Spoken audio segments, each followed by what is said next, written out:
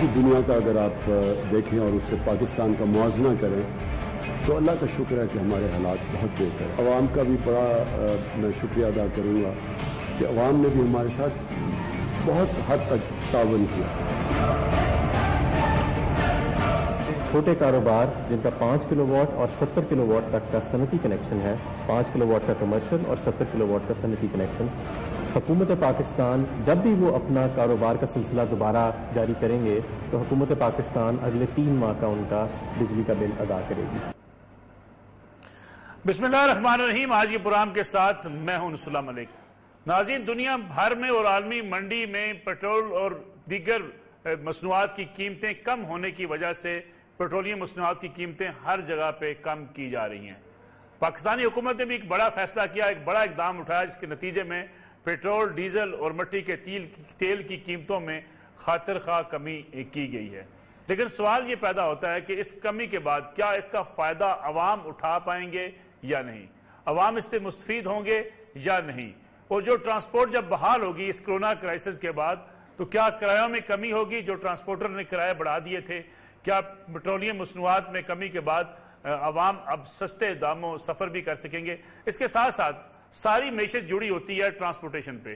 جب ٹرانسپورٹیشن کی کاسٹ کم ہوگی تو کیا اس کے بعد مہنگائی میں بھی کمی آ سکتی ہے؟ یہ سب سے بڑا چیلنج بھی ہے اور ایک سوال بھی ہے.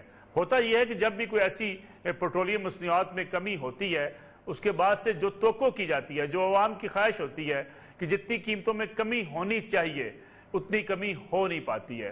اس میں حکومت کا بھی ذمہ داری ہے کہ حکومت اپنے ان فیصلوں پر عمل درآمد نہیں کرا پاتی اور قیمتیں کنٹرول نہیں کر پاتی. اس کے ساتھ ساتھ تاجر، اس کے ساتھ ساتھ بزنس مین، وہ بھی ذمہ دار قرار پاتے ہیں کہ اگر انہیں ان کی ان پٹس کی قیمتوں میں کمی ہوئی ہے تو ان کو اپنی مصنوعات بھی سستی کر دینی چاہیے. لیکن ان کے پاس بھی شاید بہت سے ہیلے بہانے بھی ہوتے ہیں اور کہا جاتا ہے کہ اتنی قیمت میں کمی نہیں ہوئی، اتنی ٹرانسپورٹیشن کاسٹ کم نہیں ہوئی جس کے نتیجے میں یہ کمی کی جا سکے. اس کے ساتھ ساتھ اگر ہم دیکھیں جو اس وقت صورتحال ہے پیٹرولیم مصنوعات کی، اس میں جتنی کمی ہوئی ہے اس کے بعد کیا بجلی جو عام آدمی کو فراہم کی جاتی ہے، اور خاص طور پہ آئی پی پیز کی اگر ہم بات کریں، اور وہ کارخانے جو فرنس آئل پر چلتے ہیں، جو آئل سے چلتے ہیں، ان کی قیمتوں میں بھی کیا کمی ہو سکے گی؟ کیا اس سے بھی عوام مستفید ہو سکیں گے؟ یہ بھی بڑا ایک اہم سوال ہے. اس کے ساتھ ساتھ جو اس وقت کاروبار کی صورتحال ہے ملک کے اندر، کیا بزنس جس طریقے سے کہا جا رہا ہے کہ سمارٹ لاک ڈاؤن کی طرف ہم جائیں گے، تو کیا بزنس عید قریب آ رہی ہے؟ بزنس کی بحالی کے لیے حکومت کوئی ایسے فیصلے کرے گی کہ جس کے نتیجے میں دکانیں کھل سکیں، سمارٹ لاک ڈاؤن کے نتیجے میں کاروبار چل سکے؟ کیونکہ یہی وہ سال کا وہ ٹائم ہوتا ہے رمضان مبارک جس میں تاجر یہ سمجھتے ہیں کہ اگر ان کو 1 ماہ میں یہ کاروبار کرنے کا موقع مل جائے تو ان کے پورے سال کی کمائی پوری ہو جاتی ہے. ان تمام موضوعات میں آج ہم اب بات کریں گے. میرے ساتھ موجود ہیں نعیم میر صاحب، سیکرٹری جنرل، مرکزی سیکرٹری جنرل آل پاکستان انجمن تاجران کے. نعیم میر صاحب آپ کو بہت شکریہ. اور اس کے ساتھ ساتھ شاہد حسن صدیقی صاحب ہمارے ساتھ موجود ہیں، ماہر معیشت ہیں، اور ان کے ساتھ پاکستان تحریک انصاف کے رکن قومی اسمبلی فرق حبیب صاحب بھی ہمیں جوائن کر چکے ہیں. آپ تینوں مہمانوں کو بہت شکریہ. ڈاکٹر شاہد حسن صدیقی صاحب، اگر میں آپ سے اس بات کروں اس حوالے سے، اس کی صورتحال سے کہ جو اس وقت خاص طور پہ پیٹرولیم مصنوعات میں کمی کی گئی ہے، نعیم میر صاحب آپ اس کو کیسا دیکھتے ہیں؟ کیا تاجر، جس پہ کہا جاتا ہے کہ تاجر جب ان پٹ سستی ہوتی ہیں، تاجر کو بھی چاہیے چیزیں سستی کر دے، لیکن ہم نے دیکھا کہ ماضی میں پچھلے 72 برسوں میں عام آدمی اس سے مستفید اس طریقے سے ہو نہیں پاتا؟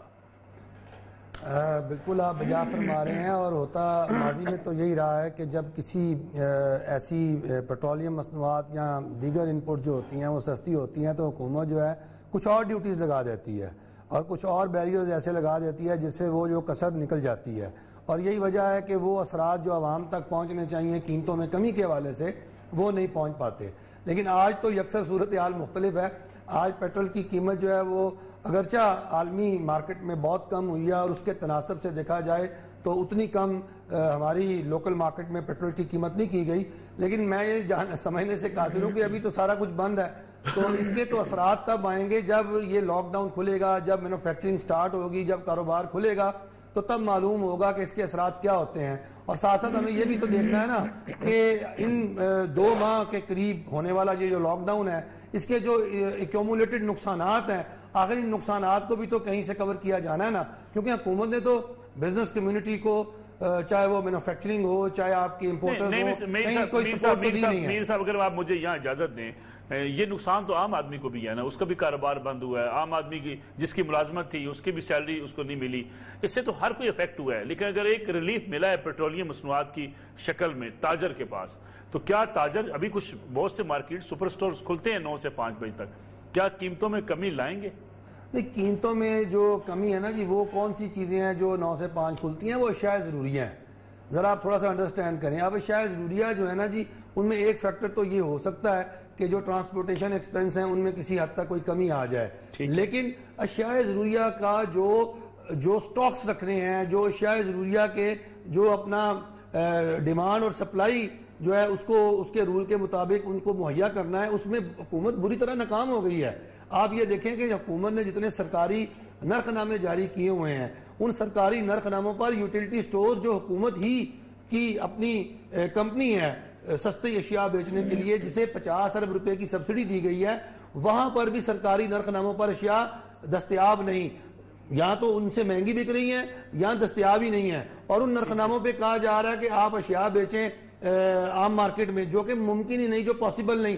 ہم حکومت کی مہنگائی کو ختم کرنے کے حوالے سے, ذخیرہ اندوزی کو ختم کرنے کے حوالے سے پھرتیاں ضرور دیکھ رہے ہیں, ان کی آنیاں جانیاں ضرور ہیں. ان کے منسٹرز ہمیں اپنا بھاشن دیتے ہوئے اور ہمیں ڈراتے دھمکاتے اور ہمیں یہ بتاتے ضرور ٹی وی پہ نظر آتے ہیں کہ اتنی ایف آئی آرز کاٹی گئی, اتنے مقدمات بنے, اتنے جرمانے ہوئے, اتنا سامان ہم نے کانفسکیٹ کیا. یہ ساری کارروائیاں جو ہے نا جی, یہ کاغذی کارروائیوں کے باوجود بھی عوام الناس کو پرائسز میں ریلیف نہیں مل رہا, یہ بہت بڑا سوالیہ نشان ہے. ڈاکٹر شاہ حسن صدیقی صاحب, اگر ہم مہنگائی کی بات کریں, جو ادارہ شماریات ہے اس کے مطابق مارچ کے مہینے میں 8% کمی ہوئی ہے مہنگائی میں, تو آپ سمجھتے نہیں ہیں کہ ایک اچھا فیصلہ ہے حکومت کی طرف سے, کچھ ایسے اقدامات ہیں جس کے نتیجے میں مہنگائی میں کمی ہو رہی ہے؟ پھر خاص طور پہ یہ بتائیے گا کہ اب پیٹرولیم مصنوعات کی قیمتیں جب کم ہوں گی تو اس کے بعد اس کا افیکٹ کیا ہوگا, عام آدمی اس سے کیسے مستفید ہوگا؟ دیکھیے, پہلی بات تو یہ ہے کہ یہ تو ہمیں ماننا پڑے گا کہ پیٹرولیم مصنوعات کی قیمتوں میں کمی کرنے کا جو فیصلہ ہے یہ یقیناً خوش آئند ہے, مگر ایک افسوسناک حقیقت میں ریکارڈ پر آپ کو بتا رہا ہوں کہ موجودہ حکومت نے اس کے ساتھ ہی جو کچھ دوسرے اقدامات اٹھائے ہیں اس کے نتیجے میں اس سے زیادہ عوام کی جیب سے نکال لیا گیا ہے. اس میں قطعی کسی پاکستانی کو شبہ نہیں ہونا چاہیے.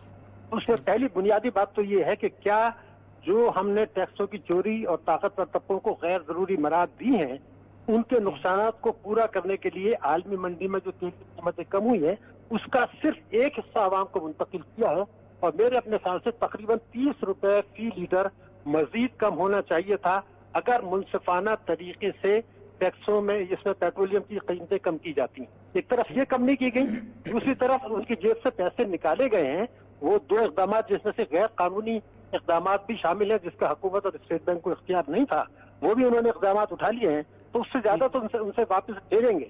پھر جو آپ نے نقطہ اٹھایا ہے کہ کیا یہ جو ہے وہ اس بات کو یقینی بنایا جائے گا کہ ٹرانسپورٹر اور دوسرے ادارے اس کو اپنے ادارے کم کریں, منافع خوری, ذخیرہ اندوزی اور اسمگلنگ کم کریں, مگر بنیادی چیز یہ نہیں ہے. میرے خیال سے ہم بنیادی چیز جو مس کر رہے ہیں وہ یہ ہے کہ جو ہمارا اس وقت اکنامک پالیسیز ہیں, جو ہماری ری اسٹرکچرنگ ہے, اس میں یہ اگر کرپشن اور اس پر قابو بھی پا لیا جائے تو جو اسٹرکچر ہے اگر اس کو ری اسٹرکچر نہیں کرتے تو میں آپ کو پوری ذمہ داری سے بتا رہا ہوں کہ عوام کو فائدہ نہیں پہنچے گا. میں اس بات کو بالکل کلیئرلی آپ کو بتانا چاہ رہا ہوں. اس کی وجہ کون سی 2 چیزیں ڈاکٹر صاحب جو آپ سمجھ رہے ہیں کہ عوام کی جیب سے نکال لیے گئے ہیں؟ دیکھیے, ایک تو ایسا ہوا کہ آپ نے شرح سود میں کمی کی, اسٹیٹ بینک نے بالکل صحیح کیا, 13.25 سے 9% پر لے آئے, جس سے سب سے بڑا فائدہ ہوا 51,000 بورورز پاکستان کے, 51,000 بورور اکاؤنٹس جنہوں نے 7,000 ارب روپے لیا ہوا ہے, جو بینکوں کے کل قرضوں کا 85% ہے, ان کو شرح مارکاپ سود کم کر دیا ہے. بالکل صحیح کیا. لیکن جو 2 کروڑ لوگ تھے جنہوں نے بینکوں میں پیسہ رکھا تھا, جس کے پیسے سے ان کو قرضہ دیا گیا تھا, ان کے 8,000 ارب روپے جمع تھے. اسٹیٹ بینک نے فوراً بینکوں کو احکامات جاری کیے جو غیر قانونی تھے, بینکنگ کمپنی آرڈیننس 26A اور 40A کے تحت. اس کے تحت انہوں نے شرح منافع جو کھاتے داروں کو فروری میں مل رہی تھی 11.25%, اس کو 7% کر دیا. اب میرا کہنا یہ وہ تو پروفٹ اینڈ لاس شیئرنگ پر تھے, اور آپ کو ذمہ داری تھی اسٹیٹ بینکنگ کے منافع میں شریک کریں, اور منسٹری آف فائنانس کی ذمہ داری تھی جو میں نے آپ کو سیکشن کوٹ کی ہے, اس کی خلاف ورزی کرتے ہوئے انہوں نے کہا جی آپ یہ کم کر دیں، اور بینکوں نے لیٹرز ایشو کر دیا کہ جی ہم نے کم کر دیا ہے. تو 300 ارب روپیہ تو اپنے کھاتوں داروں سے، بیچاروں سے جنہوں نے پیسہ رکھا تھا، جن کے پیسے سے 51,000 کو قرضہ دیا تھا، وہ تو آپ نے نکال لیا. تو یہ کون سا قانون ہے؟ پھر آپ نے دیکھا کہ بچت اسکیموں میں جو پیسہ لگایا تھا، جس میں بیوائیں ہیں، یتیم ہیں، ہینڈی کیپس ہیں، معذور ہیں، ان کی شرح منافع میں بھی 2 سے 3% آپ نے کمی کر دی. تو تمام مراد بورورز کے لیے ہیں، تمام بورورز ڈیفالٹرز کے لیے ہیں. لیکن راستہ پھر کیا تھا ڈاکٹر شاہد صاحب؟ کیا حکومت کیا کرتی ہے جب ایک فیصلہ ہو گیا کہ آپ نے شرح سود کم کرنی ہے؟ تمام کمیونٹی، تاجر برادری، تمام بزنس کمیونٹی مطالبہ کر رہی تھی کہ جب تک شرح سود کم نہیں ہوتی کاروبار چل نہیں سکتا. حکومت کے پاس پھر آپشن کیا تھی، کیا کرتی؟ محترم میں نے تو بالکل کہا کہ بالکل صحیح کیا ان کو شرح منافع، مجھے اس کا کوئی اعتراض نہیں ہے. جو پاکستان میں قانون ہے، آپ کو بھی پتا ہے، مجھے بھی پتا ہے کہ بینکوں میں جو کھاتے ہیں وہ ہے پروفٹ، سودی بینکوں میں پروفٹ اور لاس شیئرنگ سودی بینکوں کی. اور بینکنگ کمپنی آرڈیننس 26A اور 40A کے تحت اسٹیٹ بینک کی یہ ذمہ داری ہے اور منسٹری آف فائنانس کی ذمہ داری ہے کہ یقینی بنائیں کہ بینکوں کے منافع کھاتے داروں کو ملے. تو ہوا یہ کہ بینکوں کا منافع جو کچھ عرصے پہلے 60 ارب تھا وہ 300 ارب تک پہنچ گیا، اور انہوں نے کھاتے داروں کے منافع کی شرح کم کر دی. تو آپ ان کو یہ کہیں گے کہ اپنا منافع آپ کم کریں، اس منافع میں شریک کریں، کیونکہ کھاتا ہے پروفٹ اور لاس شیئرنگ، اور ہر 6 مہینے کے بعد آپ کو پتا ہے کہ وہ منافع کی شرح کا اعلان کرتے ہیں. تو وہ آپ پھر کیسے کم کر سکتے ہیں انٹرسٹ ریٹ سے؟ میں نے جو آپ کو 26A اور 40A بتایا ہے یہ اس کی خلاف ورزی ہے. اسی طرح سے بیواؤں، یتیم، ایک طرف آپ غریبوں کو پیکج دے رہے ہیں، دوسری طرف بیوائیں، یتیمیں، ہینڈی کیپ، معذور کو کہتے ہیں کہ بہبود اور پینشنرز کے کہ آپ کی شرح منافع کم کر دی. تو کم از کم ان لوگوں کا تو لحاظ کریں نا. ٹھیک ہے. فرح حبیب صاحب، کیا پیٹرولیم مصنوعات میں مزید کمی ہو سکتی تھی؟ جیسے کہ ڈاکٹر شاہد حسن صدیقی صاحب بات کر رہے ہیں کہ ہمیں مزید کمی اگر ہم کرتے تو عوام زیادہ مستفید ہوتی. اس کے ساتھ ساتھ یہ بھی بتائیے گا کہ یہ جو قیمتیں کمی کی گئی ہیں اس کا عام آدمی تک اس کے ثمرات کیسے پہنچیں گے؟ کیونکہ اگر تاجر ریٹس کم نہیں کرتے، اگر بڑے سٹورز پہ چیزوں کی قیمتیں کمی نہیں ہوتی، اگرچہ مارچ کے مہینے سے اگر اپریل کے ساتھ موازنہ کیا جائے تو کمی ہو رہی ہے، قیمتوں میں کمی ہو رہی ہے، مہنگائی میں کمی ہو رہی ہے، لیکن پیٹرولیم مصنوعات کے بعد بھی یہ بہت بڑا ان پٹ ہے. کیا آپ سمجھتے ہیں حکومت اس پر عمل درآمد کرا پائے گی؟ دیکھیں، یقیناً بات یہ ہے کہ جو آج بھی میں سمجھتا ہوں کہ اس کے اوپر اگر کوئی شخص خوش نہیں ہے، تنقید کرتا ہے، تو پھر تو یہی بات ہے کہ وہ پنجابی کی ایک مثال ہے کہ آٹا گوندھ نہیں ہے تو ہلدی کیوں ہے. معاملہ یہ ہے کہ ڈیزل کی قیمتوں میں پچھلے 1 ماہ کے اندر 42 روپے کمی کی گئی ہے. پیٹرول کی قیمتوں کے اندر جو ہے وہ 30 روپے جو ہے وہ کمی کی گئی ہے. اور میں سمجھتا ہوں کہ ایک یہ بہت بڑی جو ہے وہ کمی ہے جو کہ اس کا ٹریکل ڈاؤن افیکٹ ہے، الٹیمیٹلی پاکستان کی عوام کو ملے گا. اور حکومت جو ہے وہ اس کو میک شور کرے گی. آپ کے علم میں ہے کہ سب سے بڑی جو قیمتیں جب پہنچتی ہیں سورس سے منڈیوں میں تک پہنچتی ہیں، اور منڈیوں سے جو ہے پھر ریٹیل شاپس تک پہنچتی ہیں، چھاپڑیوں والوں کے پاس پہنچتی ہیں، تو اس کے اوپر ایک کرائے کی کاسٹ ہوتی ہے جو کہ ہر آئٹم کے اوپر جو 10 سے 15 20 روپے کلو تک کا جو ہے اس کا فرق پڑتا ہے. جب یہ پیٹرول کی قیمتیں بڑھتی ہیں تو جو یہاں کم ہوتی ہیں، تو انشاءاللہ اس کو میک شور کریں گے کہ اس کا جو افیکٹ ہے وہ عوام کو پاس آن ہو. اور یہ پہلی حکومت ہے جو ذخیرہ اندوزوں کے خلاف جو ہے وہ ایک آرڈیننس لے کر آئی ہے. اس کے اوپر سخت سزائیں جو ہیں وہ متعارف کروائی گئی ہیں اور اس کے اوپر عمل درآمد بھی ہو رہا ہے. پہلے آپ دیکھتے تھے کہ ذخیرہ اندوزی جو ہے وہ حکومتی سرپرستی کے اندر ہوتی تھی.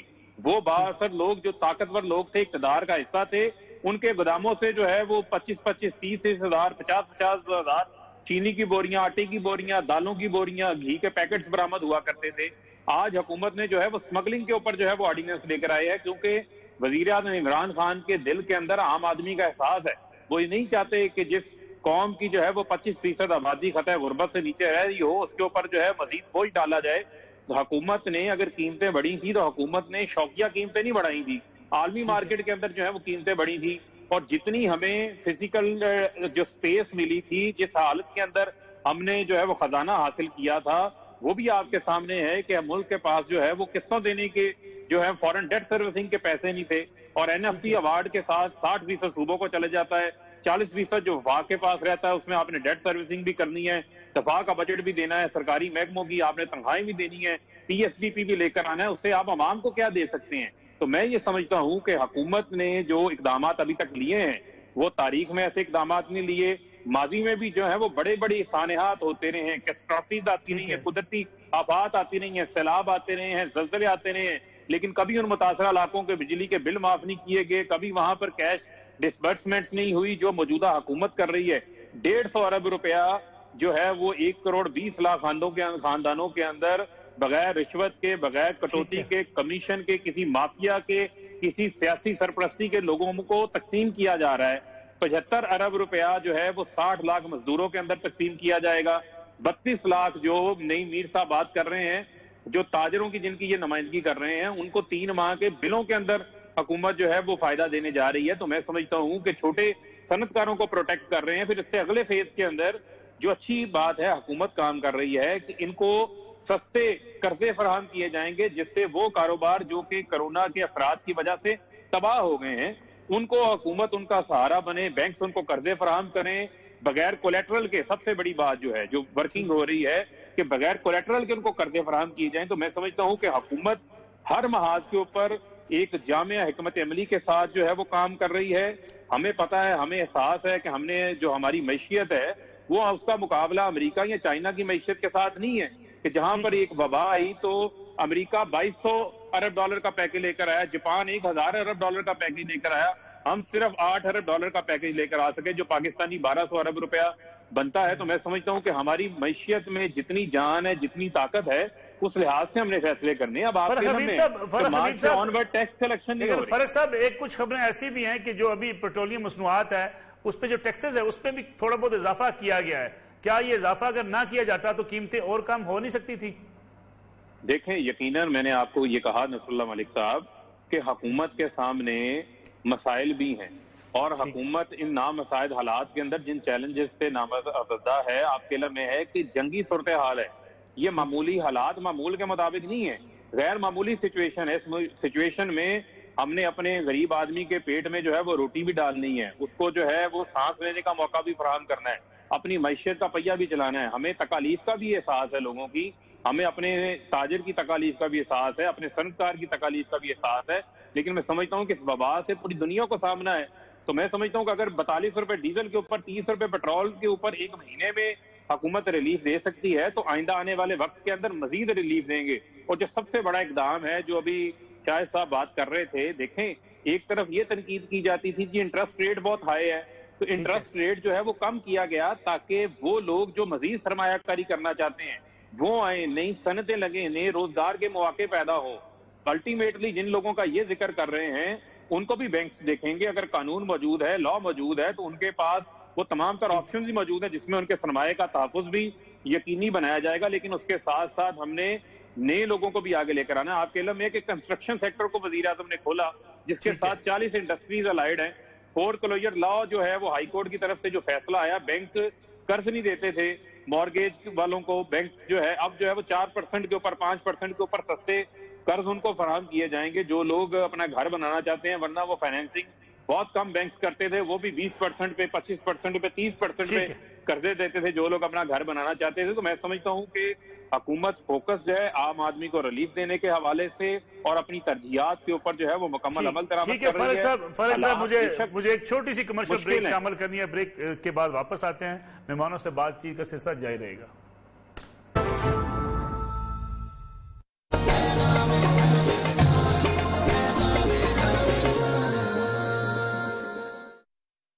गुंबद से मीनार प्रॉब्लम्स भी होती हैं, वो बंद है तो वहां से खजूर नहीं आ रही, खजूर महंगी हो गई है, जो लोकल खजूर है वो भी महंगी है। देखिए, हमारे मुल्क का सबसे बड़ा प्रॉब्लम ये है कि हमारा प्राइस कंट्रोल मैकेनिज्म ही नहीं है इस मुल्क के अंदर।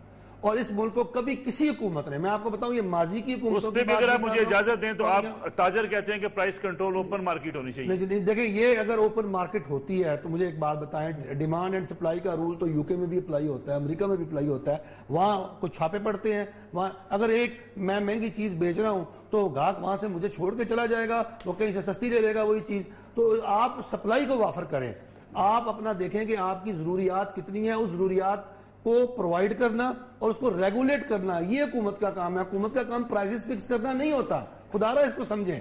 आप चीजों को जब इतनी वाफन मिकदार में मुहैया कर देंगे और जो रोक रुकावटें उनको दूर कर देंगे और हमेशा आप इन चीजों पर मॉनिटरिंग कर रहे होंगे, हुकूमत मॉनिटरिंग कर रही होगी कि किस तरीके से मैंने डिमांड एंड सप्लाई के रूल को अप्लाई करते रहना है। कभी कीमतें नहीं बढ़ेंगी, कभी कोई नाजायज मुनाफाखोरी नहीं होगी, कभी कोई 2 नंबर काम नहीं होएगा। तो ये पूरी दुनिया में एक सेट मॉडल है जो चल रहा है। आपके यहाँ पर चल रहा है मॉडल वही पुराना, पकड़ लो जी, डीसी ने रेट निकाल दिया, जैली। وہ جعلی ریٹ نکل آیا، اس جعلی ریٹ پر اب چیزیں اور سودا بکوانا ہے، اور جو نہیں بیچے گا اس کو جرمانے کرنے ہیں، رشوت کھانی ہے اور اپنی جیب گرم کرنی ہے۔ یہ تو ہو گیا ایک بات، لیکن میں ایک اور بڑا اہم موضوع آپ کے سامنے ڈسکس کرنا چاہ رہا ہوں آپ کے پروگرام کی وساطت سے۔ ابھی یہ فاروق حبیب صاحب بھی سن رہے ہیں میری بات۔ دیکھیں حکومت نے جو ہمیں 3 مہینے کے کمرشل میٹر بلز کی جو ہمیں کریڈٹ دی ہے یا معافی دی ہے، ان ادر ورڈ سمجھ لیں، یہ اونٹ کے منہ میں زیرہ ہے۔ اچھی بات ضرور ہے، لیکن یہ اونٹ کے منہ میں زیرہ ہے۔ ہمیں اس سے بہت زیادہ توقع ہے حکومت سے کہ حکومت اپنے ایس ایم ای سیکٹر کو، اسمال انڈسٹری کو، کاٹیج انڈسٹری کو اپنے پاؤں پر کھڑا کرے، اس کو ریسکیو کرنے کے لیے اور بھی کام کرے۔ اب حکومت کو کرنا کیا ہے جو کام کرنے والا ہے؟ حکومت ٹیکسز میں آپ کو چھوٹ دے رہی ہے، آپ کو بجلی کے بلوں میں ریلیف دے رہی ہے حکومت آپ کو؟ نہیں، ٹیکسوں میں کوئی چھوٹ نہیں ملی ابھی تک۔ دیکھیں یہ کاروبار چلنا ابھی 20% تو کاروبار چل رہا ہے آپ کا، 80% تو کاروبار آپ نے بہت سے ٹیکسز میں چھوٹ دے دی آپ کو۔ نہیں جی نہیں، پنجاب گورنمنٹ وہ تو ٹیکس وصول ہی نہیں تھی کرتی، اس میں چھوٹ دے دی ہے۔ جو پی آر اے جو پنجاب ریونیو اتھارٹی تو ابھی تک اپنے پاؤں پہ کھڑی نہیں ہوئی، اس نے ابھی تک تو وہ ٹیکسز وصول ہی نہیں کیے جن پر چھوٹ دے دی انہوں نے۔ تو بات یہ نہیں ہے، وہ تو پہلے ان کو ملتے ہی نہیں تھے ٹیکسز۔ اب اصل مسئلہ یہ ہے دیکھیں کہ اب جو تاجر کا کیش فلو خراب ہوا ہے، یہ فاروق حبیب کو میں سمجھانا چاہ رہا ہوں، میرا بھائی ہے یہ، ان کو یہ اب تاجر کا 1.5-2 ماہ سے جو بزنس بند ہے اس کا کیش فلو متاثر ہو گیا۔ آپ کو ایک سبسٹینشل اماؤنٹ اس اکانومی کے اس سیگمنٹ میں آپ کو انجیکٹ کرنی پڑے گی، چاہے وہ آپ قرضوں کی صورت میں کریں، چاہے آپ امداد کی صورت میں کریں۔ اگر آپ نے اس کو حکومت نے اناؤنس کر دیا نا کہ سمال اینڈ میڈیم دیکھیں ابھی نہیں اناؤنس، یہی تو میں کہہ رہا ہوں نصر اللہ صاحب، ابھی یہ صرف ہمارے کان جو ہے پک گئے ہیں ریلیف پیکج سن کے یہ باتیں، ابھی کوئی عملی شکل جو ہے ہمیں نظر نہیں آئی، ابھی کوئی چیز ابھی ہمارے سامنے نہیں آئی۔ انہوں نے 1250 ارب روپے کا پیکج دیا، ٹھیک ہے جی، اس میں انہوں نے 200 ارب روپیہ دے دیا ایکسپورٹرز کو۔ اب مجھے بتائیں کہ ایکسپورٹرز کو آپ نے 200 ارب روپیہ دے دیا، پوری دنیا میں کاروبار بند ہو گیا، نہ اس نے مال باہر بھیجنا، نہ اس نے ایکسپورٹ کرنی ہے، اس کو 200 ارب روپیہ کیوں دیا آپ نے جی؟ آپ وہی 200 ارب روپیہ اور 100 ارب روپیہ جو آپ نے ایس ایم ای کے لیے رکھا تھا، آپ اپنے اسمال اور میڈیم اسکیل کے بزنس کو سب سے پہلے دیتے، اس کے سسٹم میں انجیکٹ کرتے۔ ہوا یوں کہ غلطی سے میں ان کی کوئی نیت پر شک نہیں کر رہا، غلطی سے یہ سیگمنٹ کو ہی بھول گئے۔ جب یہ کابینہ میں پیکج پاس ہو رہا تھا، میری کئی وزراء سے بات ہوئی ہے، ان کے دماغ میں بھی نہیں آیا کہ یار یہ چھوٹا تاجر اور چھوٹے اسکیل کے بزنس نے جو ایک متاثرہ فریق ہے اس لاک ڈاؤن کے نتیجے میں، اس کو ہم نے کیسے بچانا ہے، یہ ان کے دماغ میں نہیں تھا۔ پھر جب ہم نے شو ڈالا، آپ نے دیکھا میڈیا پہ آئے، سوشل میڈیا پہ آئے، اور ہم نے ان کو احساس دلایا، پھر جا کے ان کو یہ احساس ہوا۔ اور ابھی 2 دن پہلے ابھی ہم حضرت صاحب نے بجلی کے کمرشل بلوں پر ہمیں ریلیف دینے کا اعلان کیا ہے، تو یہ اچھی بات ہے، لیکن ہمارے اچھی بات ہے یہ، لیکن یہ اونٹ کے منہ میں زیرہ ہے۔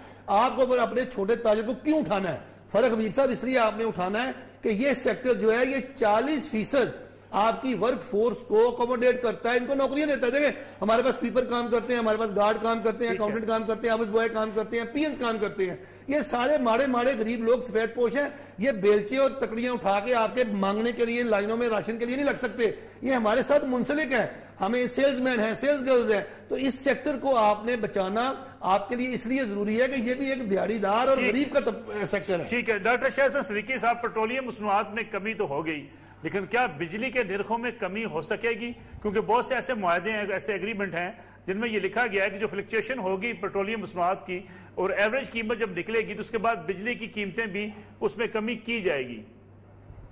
دیکھیے میں تو یہ سمجھتا ہوں کہ ان کو بلا کے دوبارہ ان کے ساتھ بھی مذاکرات کرنے ہوں گے، انہوں نے بہت زبردست منافع کمائے ہیں، اور میں تو یہ کہوں گا کہ ان لوگوں کو سی ایل میں ڈال کے ان سے مذاکرات کریں، اور وہ پھر آ کے حکومت سے سیٹل کریں گے، کیونکہ اس میں بہت سی غلط کاریاں بھی ہوئی ہیں۔ تو بجلی کے نرخ بھی کم ہونے چاہیے، گیس کے نرخ بھی کم ہونے چاہیے، مگر میں اگر آپ اجازت دیں تو 1-2 پوائنٹ جو آئے تھے، اگر اجازت دیں تو میں اس پر بات کر لوں۔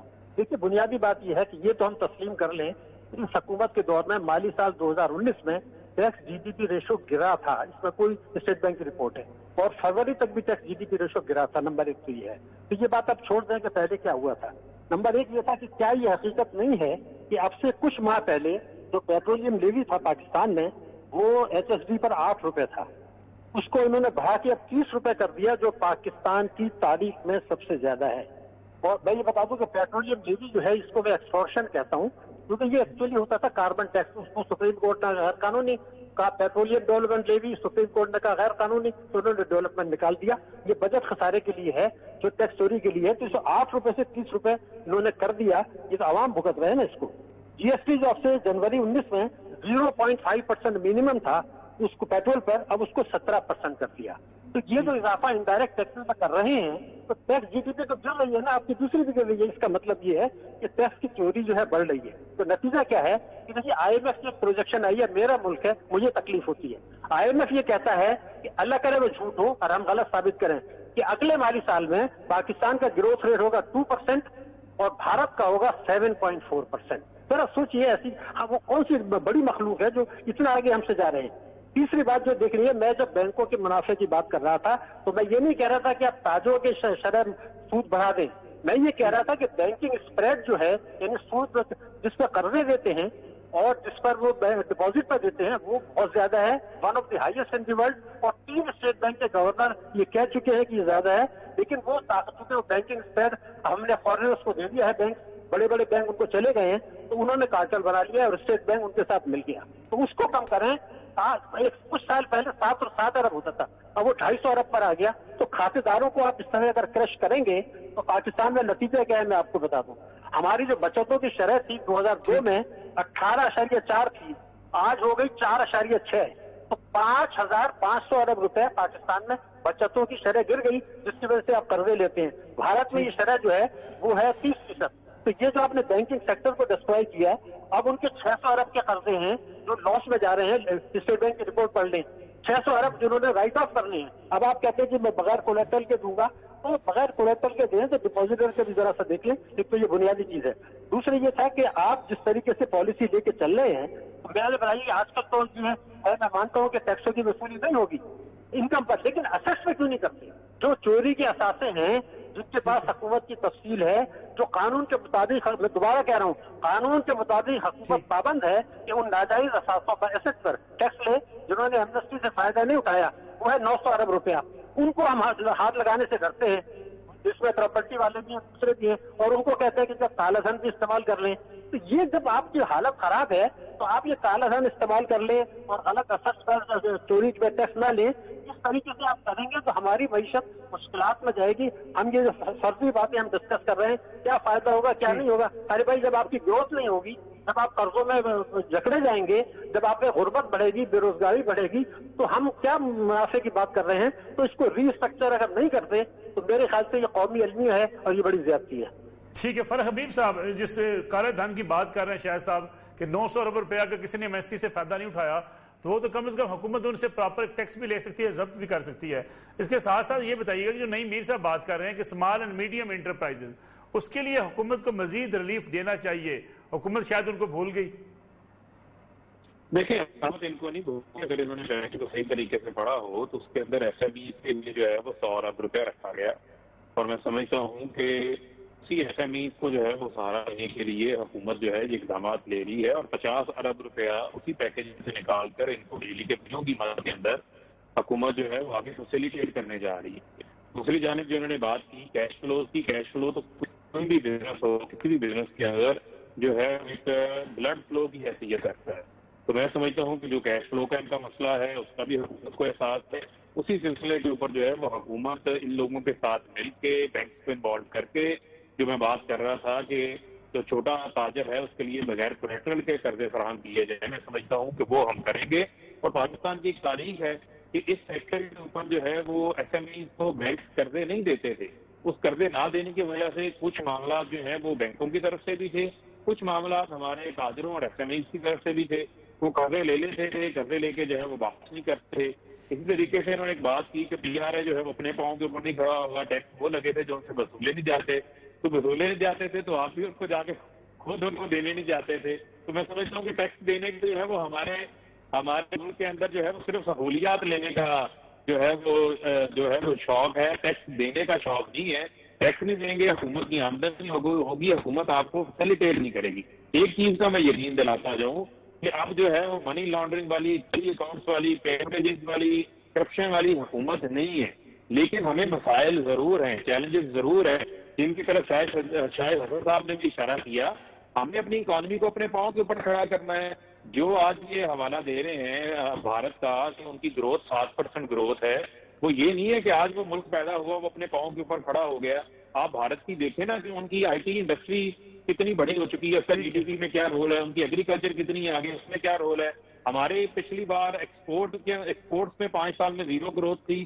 اپنا جو مائنس میں ہماری جو ہے وہ ایگریکلچر کے اندر گروتھ تھی، ویلیو ایڈڈ انڈسٹری ہم ایگریکلچر کے اندر لے کے نہیں آ سکے، تو میں سمجھتا ہوں ہماری کنزمپشن اکانومی تھی، نہ ہمارے پاس ایف ڈی آئی آ رہے تھے، نہ ہماری ایکسپورٹس میں اضافہ ہو رہا تھا، ٹریڈ ڈیفیسٹ بہت زیادہ تھا، ہماری امپورٹ 60 ارب ڈالر کی تھی، ایکسپورٹ 20 ارب ڈالر کی تھی، 40 ارب ڈالر کا جو گیپ ہے، کرنٹ اکاؤنٹ ڈیفیسٹ 2 ارب ڈالر سے 20 ارب ڈالر پہ چلا گیا تھا، جس کو ہم نے شرنک کیا۔ ہم کرنے کیا جا رہے ہیں؟ اب جو ہم اقدامات لے رہے ہیں، جو انٹرسٹ ریٹ کم کیا ہے، ہمارے ملک کے اندر انڈسٹریلائزیشن ہو، ہم ایکسپورٹ میں جائیں۔ ابھی نئی صاحب بات کر رہے تھے کہ ایکسپورٹ سیکٹر کو سہارا دیا، تو بھائی ان کا 100 ارب روپے کا ان کے سیلز ٹیکس کے، ڈی ٹی ایل کے، ان کے ریفنڈز تھے، وہ حکومت نے ان کو واپس دیے ہیں تاکہ کیش فلو کا مسئلہ نہ ہو، کیونکہ ایکسپورٹ سیکٹر میں ایک بڑی انڈسٹری کے اندر 20-25 ہزار جو ہے وہ مزدور کام کرتے ہیں۔ پہلے فرق صاحب چھوٹے کاروباری حضرات کو کاروبار کھولنے دیں گے؟ دیکھیں کاروبار جو ہے وہ میں نے آپ کو پھر کہا، کسی نے کوئی شوقیہ بند نہیں کروائے ہوئے۔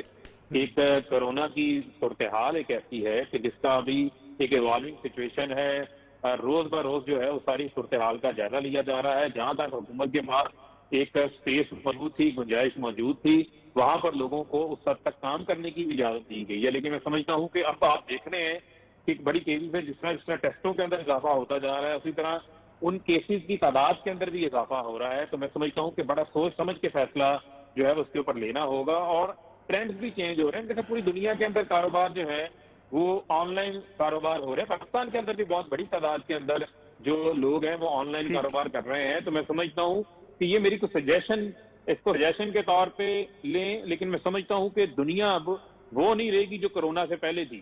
تو ہمارے تاجروں کو بھی اب اپنے کاروبار کو جدید جو طرز کاروبار ہے اس کے مطابق جو ہے وہ ڈھالنے کی ضرورت ہے، اس کو ڈھالیں۔ اور میں سمجھتا ہوں کہ اس کے اندر ان کا بھی بینیفٹ ہے، اور جو پرچیزر ہے، جو کنزیومر ہے، اس کا بھی بینیفٹ ہے۔ اور اسی کے ساتھ ساتھ جو اکانومی ہماری ہے اس وقت، میں سمجھتا ہوں کہ جو ٹیکس نیٹ ہے، ٹیکس نیٹ کو بڑھانے کی ضرورت ہے۔ یہ میں مانتا ہوں آج بھی انڈائریکٹ ٹیکسز جو ہیں وہ ہمارے پاس زیادہ ہیں، لیکن جو جس امینسٹی کی یہ بات کر رہے ہیں، وہ پیسہ جو کالا دھن لوگوں نے چھپایا ہوا ہے، گھروں کے اندر، تجوڑیوں کے اندر، پیٹیوں کے اندر رکھا ہوا ہے، اگر وہ باہر آ جائے، کنسٹرکشن کے اندر آ کے سامنے آئے گا، تو وہ بھی ڈاکومنٹ ہوگا، وہ بھی نظر آئے گا، اس کے ساتھ لوگوں کو روزگار بھی ملے گا۔ الٹیمیٹلی آپ کو اس کو ڈاکومنٹ کرنے کا بھی موقع ملے گا۔ اور یہ پہلی حکومت ہے جس نے وہ اثاثے جو بے نامی اثاثے تھے ان کے خلاف بڑی کارروائی کی ہے، ان کے خلاف جو ہے وہ ان کو پکڑا ہے، ان لوگوں کو۔ فرق صاحب مجھے ایک اور چھوٹی سی کمرشل بریک شامل کرنی ہے، اس بریک کے بعد واپس آتے ہیں۔ کے انداز بدلیں گے، آن لائن بزنس شروع ہوگا، پھر ساتھ ساتھ اگر سمارٹ لاک ڈاؤن کی طرف جاتے ہیں تو کچھ نہ کچھ ریلیف تو ملے گا کاروباری طبقے کو، کچھ دکانیں کچھ کھولیں گی، کچھ بند ہوں گی۔ جی میں نے فرق صاحب کی بڑی تفصیلی گفتگو سنی ہے معیشت کے بارے میں، اور ان کے پورے یو ٹرنز مجھے نظر آئے ہیں اس حکومت کے۔ پہلے یہ حکومت کہتی تھی ہم کسی کو چھوڑیں گے نہیں، اب کہہ رہے ہیں کہ ہم کسی کو پوچھیں گے نہیں۔ ان کا بیانیہ پہلے غلط تھا، جب انہوں نے اثاثہ اور آمدن کی بنیاد پر 2 سالہ جو انہوں نے سیاسی ایک بیانیہ دیا اور اس کو معیشت پہ لاگو کیا، اور ہماری معیشت بیٹھ گئی۔ کیوں؟ کیونکہ ہم آج بھی سمجھتے ہیں کہ ہماری معیشت جو ہے اس کا 60 سے 70% غیر دستاویزی سرمایہ پر مبنی ہے، اور آج اگر انہوں نے تعمیراتی شعبے کو، غیر دستاویزی سرمایہ کو انہوں نے ان ہونے کی اجازت دی ہے، تو ہم سمجھتے ہیں یہ خوش آئند بات ہے۔ انہوں نے اپنے بیانیے کو درست کیا ہے، شکر ہے، کفر ٹوٹا خدا خدا کر کے انہیں کوئی عقل کی بات آ گئی۔ اور ہم یہ اگلا مطالبہ ان سے یہ کرتے ہیں کہ جو سہولت آپ نے کنسٹرکشن سیکٹر کو دی ہے وہی آپ پورے ملک کے کاروبار کو دیں، اور یہی جو آپ کی بلیک اکانومی ہے اسے بلیک اکانومی کو آنے دیں۔ میری بات سنیں پوری، نہیں پیسے کو آنے دیں، کاروبار ہونے دیں، اس آپ غیر دستاویزی سرمایہ کو اپنی طاقت بنائیں، کیونکہ یہی ایک موقع ہے کہ کورونا کو لے کر آپ ایف اے ٹی ایف میں اپنا مقدمہ لڑ سکتے ہیں، آپ منی لانڈرنگ کے حوالے سے اپنے مقدمات کو جیت سکتے ہیں، اور آپ ثابت کر سکتے ہیں کہ ہم نے اپنے 10,000 روپے چوری کرنے والے کو جیل بھیج دیں۔ چوری کا بیانیہ نہیں، دیکھیں یہ پھر چوری پیسہ کو برآمد کیا پھر اس بیانیہ نے، کتنی رقم آپ نے کرپشن کی اس بیانیے کی بنیاد پر آپ نے اپنا سرکاری خزانے میں جمع کرا دی، جن پر آپ نے الزام لگائے وہ تو انگلینڈ بیٹھے ہوئے ہیں آرام سے، وہ تو اپنا آرام سے، ان کو تو آپ کچھ بگاڑ نہیں سکے۔ اس کا مطلب ہے آپ کا بیانیہ بری طرح فلاپ ہوا۔ اب میں آ رہا ہوں آپ کے اس سوال کی طرف کہ جو کاروبار ہے ہمارا عید کے ریلیٹڈ۔ بھائی دیکھیں، آپ کہہ رہے ہیں محدود وقت کے لیے دکانیں کھولیں، بھائی جو محدود وقت کے لیے بزنس آپ نے آج کھولا ہوا ہے اس کا حال دیکھیں کہ شام 5 بجے وہاں ہوتا کیا ہے، وہاں پر بندے پہ بندہ چڑھا ہوتا ہے، اور وہاں کوئی وہ سارے ایس او پیز وہاں آپ کے پامال ہو رہے ہوتے ہیں۔ بھئی آپ نے کاروبار کھولنا ہے تو خدا را 24 گھنٹے کے لیے کھولیں۔ آپ اب عید کے ریلیٹڈ جتنا بزنس ہے ہمارا، گارمنٹس کا بزنس، شوز کا بزنس اور عید کے تہوار، اس کو 24 گھنٹوں کے لیے کھول دیں، اور 24 گھنٹوں کے لیے جب یہ کھلے گا تو دکاندار اور طب کے ماہرین اور انتظامیہ ان پر مشتمل، یعنی دکانداروں کے نمائندوں پر مشتمل آپ کمیٹیز ایس او پیز کے لیے کمیٹیز بنا دیں، اور وہ کمیٹیز جو ہیں وہ مارکیٹوں میں ایس او پیز پر عمل درآمد کروائیں۔ یار کوئی کام تو کریں نا خدا کے واسطے۔ یہ لاک ڈاؤن نے، یہ جزوی لاک ڈاؤن ہے، یہ سمارٹ لاک ڈاؤن ہے، یہ مکمل لاک ڈاؤن ہے، یہ سب ایک جھنس ہے۔ شارٹ بتا دیں کیا فائدہ ہوگا؟ جی فائدہ اس کا یہ ہوگا کہ جی فیشن بدل جاتا ہے، سرمایہ آپ کا سٹک ہو جاتا ہے، موسم بدل جاتا ہے۔ جو ہم نے سرمایہ کاری کی ہے، اتنی بڑی سرمایہ کاری، 24 گھنٹے تو پھر کیا ہوگا؟ 24 گھنٹے کیا ہوگا؟ 24 گھنٹوں میں رش کم ہو جائے گا، آپ کا جو گاہک ہے وہ تقسیم ہو جائے گا، کچھ لوگ آپ کے صبح آئیں گے، کچھ رات کو آئیں گے، کچھ سحری کے وقت آئیں گے، تو اس طرح آپ کچھ ایس او پیز ہم بیٹھ کے تشکیل دے لیں گے، ہم وہ جو ہمارے آف پیک آورز ہیں ہم وہاں پر ہم نا کو سیلز لگا دیں گے، ڈسکاؤنٹ دے دیں گے، کوئی ایسا طریقہ بنائیں گے کہ رش نہ لگے۔ یہ تو ہر کام رش لگانے والا کرتے ہیں۔ ڈاکٹر صدیقی صاحب، پیٹرولیم مصنوعات کی کمی کے بعد ممالک نے یہ فیصلہ کیا، ہندوستان اس میں شامل ہے، کہ اس کا براہ راست جو ہے عوام کو فائدہ دینے کے بجائے اس نے اس پیسے کو جو کمی ہوئی پیٹرولیم مصنوعات میں ورلڈ وائڈ، اس کو کورونا کی امداد کے لیے استعمال کر لیا۔ پاکستان نے تو اچھا آپشن استعمال کیا کہ عوام کو ریلیف دے دیا۔ دیکھیے ایسی کوئی بات نہیں ہے، ہم نے جتنے 1.4 ارب ڈالر کو ہمیں آئی ایم ایف نے قرضہ دے دیا، عالمی بینک آپ کو قرضہ دے رہا ہے، ایشین ڈیولپمنٹ بینک آپ کو قرضہ دے رہا ہے، G20 نے آپ کو 1 سال کے لیے قرضوں کی مدت ایکسٹینڈ کر دی، الحمدللہ ڈونیشنز آ رہے ہیں۔ کبھی ہمیشہ ڈونیشن کی بات ہوتی ہے، کبھی یہ بھی بات کریں کہ جی قوم کا آفت آ گئی ہے تو ایمانداری سے ٹیکس دے دیں، یہ تباہی کا نسخہ ہے۔ میں آپ کو جو پوری ذمہ داری سے بتا رہا ہوں، اگر آپ اجازت دیں 1-2 منٹ میں۔ بدو خبیب صاحب نے ابھی کہا کہ جی ہم تو وہ جو چوری کا پیسہ نکلوانا چاہتے ہیں، میں تو یہ کہہ رہا تھا کہ چوری کے پیسہ آپ تھوڑا نہیں نکلوائیں گے، جو پراپرٹیز ہیں جن کی تفصیل حکومت کے پاس ہے، پلاٹس ہیں، انویسٹمنٹ بانڈ میں پیسہ ہے، بینک ڈپازٹس ہیں، نیشنل سیونگس ہیں، ان کا سے 900 ارب روپے مل سکتا ہے۔ یہ نہیں لے کے آپ کس کی مدد کرنا چاہ رہے ہیں؟ چوروں ڈاکوؤں کی؟ میرا یہ اعتراض ہے اور رہے گا۔ نمبر 1، ہم نے جو کچھ اکنامکس پڑھی ہے تو اگر معیشت کو ترقی دینی ہے تو 3 چیزیں ہوتی ہیں۔ ایک ملکی سرمایہ کاری ہوتی ہے، اس میں ایسے جیسے ہمیں 6 سال میں 110 ارب ڈالر کی ہمارے پاس ریمیٹنسز آ گئی، اگر اس کا 50% ہم ریمیٹنس انویسٹمنٹ میں لے جاتے تو آج ہماری گروتھ 10% ہوتی۔ ہم نے برآمدات کرنے کے بجائے اس کو ڈیفیسٹ کو ایڈجسٹ کر دیا، وہی آج کر رہے ہیں، یہ تباہی ہے۔ دوسرا ڈومیسٹک سیونگ سے گروتھ ہوتی ہے، ہماری ڈومیسٹک سیونگ جو گری ہیں 2002 سے اب تک، تو 5500 ارب روپے آپ یہ نقصان اٹھا رہے ہیں، ملکی سرمایہ کاری میں اٹھا رہے ہیں، ٹیکسز میں اٹھا رہے ہیں، تو ہم کیسے آگے ترقی کریں گے؟ آپ آگے کا سوچیں۔ اگر ہر ایک آدمی اپنا سوچ لے، حکومت اپنا سوچ لے۔ صاحب پرام کا وقت بالکل مختصر رہ گیا، میں فرق حبیب صاحب سے اس پہ کمنٹ لے لوں۔ فرق صاحب، جس چیز کی بات کر رہے ہیں ڈاکٹر شاہد صدیقی صاحب کہ 900 ارب روپیہ اس کا ریکارڈ حکومت کے پاس موجود ہے، یہ کالا دھن ہے، بینکوں میں پڑا ہوا ہے، پراپرٹی ہے، یہ تو حکومت کو کم از کم یہ ہتھیار لینی چاہیے۔ دیکھیں حکومت نے تو آپ کو پتا ہے کہ سب سے بڑی تعداد کے اندر حکومت نے ان کا ڈیٹا کلیکٹ کیا، ان لوگوں کا بینک سے ڈیٹا لیا، FBR نے ان کو نوٹسز جاری کیے اور ان کے خلاف بہت بڑی بے نامی جائیدادوں کے خلاف جو ہے وہ کارروائی بھی کی گئی ہے۔ میں یہ سمجھتا ہوں کہ ایک جو فضا جب ہم کارروائی کرتے ہیں پھر آپ کہتے ہیں جی حکومت جو ہے وہ سرمایہ کار کے خلاف جو ہے وہ کارروائیاں کر رہی ہے، ایک خوف کی صورتحال پھیلا رہی ہے، پھر نئی میر صاحب کہتے ہیں آگے جناب کہ حکومت جو ہے وہ ہمیں کام نہیں کرنے دے رہی، ہم ہڑتالیں کریں گے، ہم ٹیکس کریں گے، NTM نمبر مانگا جائے، ڈاکومنٹ کرنے کی کوشش کی جائے، پھر عدم تعاون کی صورتحال کے اوپر چلے جاتے ہیں۔ تو میں یہ سمجھتا ہوں کہ یہ تمام تر اقدامات ہم نے مل جل کے لینے ہیں، ایک وقت درکار ہے، آپس میں میوچل کانفیڈنس بلڈنگ کر کے لینے ہیں، اور میں سمجھتا ہوں کہ ہم بہتری کی طرف آگے بڑھیں گے۔ اور جو شاہد حسن صدیقی صاحب بات کر رہے ہیں، دیکھیں یقیناً جو انہوں نے بات کی ہماری ریمیٹنسز آتی ہیں، میں وہی تو بات کر رہا ہوں کہ ماضی کی حکومتوں نے ایکسپورٹس ہماری بڑھائی نہیں۔ آج جو چائنا ترقی کر کے بیٹھا ہے کہ ان کی ٹیکسٹائل کی صرف 350 ارب کی ایکسپورٹس ہیں، بنگلہ دیش کی 37 ارب ڈالر کی ایکسپورٹس ہیں ٹیکسٹائل کی، ہماری جو ہے وہ 20 ارب ڈالر کی ٹوٹل برآمدات ہیں پورے ملک کی ہماری، جس کو بھی حکومت نے 10% اس کے اندر اضافہ کیا تھا اس سیکٹر کو مراعات دے کے۔ تو میں سمجھتا ہوں کہ حکومت درست سمت کی طرف بڑھ رہی ہے۔ 70 سال کی ناکامیاں ہیں جن کو ہم نے اب ٹھیک کرنا ہے، اس کا حساب جو ہے وہ آپ 1.5 سال کی حکومت نہ لیں، انشاءاللہ 5 سال پورے کرنے دیں۔ بالکل ختم ہو گیا، آپ کا بہت شکریہ، آپ نے پروگرام جوائن کیا۔ ڈاکٹر شاہد حسن صدیقی صاحب، نئی میری صاحب، آپ کا بہت شکریہ۔ ناظرین یہ آج کا پروگرام تھا، کل آپ سے انشاءاللہ پھر ملاقات ہوگی، اجازت دیجیے، اللہ حافظ۔